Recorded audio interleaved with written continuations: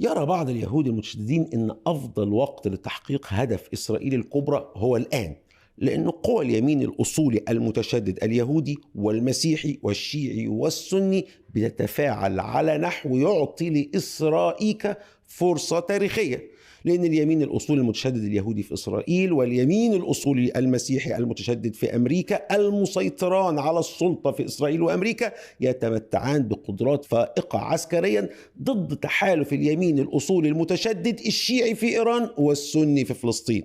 ولهذا يراهن اليمين الأصولي اليهودي في إسرائيل على سرعة توسيع الاستيطان وإقامة الهيكل الثالث مكان المسجد الأقصى وطرد الفلسطينيين من قطاع غزة والضفة حتى يأتي المسيح لقيادتهم، لأنهم لا يعتقدون أن سيدنا عيسى هو المسيح المخلص لهم. ويدعم هذا التوجه الأصولية المسيحية المتشددة في أمريكا اللي بتسمي نفسها الصهيونية المسيحية، لأنهم يرون أن عودة اليهود إلى أرض فلسطين وتأسيس دولتهم هو شرط أساسي لنهاية الزمان وعودة المسيح مرة أخرى إلى الأرض. ولهذا يقدمون دعم مالي وعسكري وسياسي مهول لإسرائيل على نحو بيجعل العلاقة ما بين إسرائيل وأمريكا علاقة عضوية، يعني وكأنهما عضوان في جسد واحد، وده اللي بيخليني بسميهم إسرائيكا.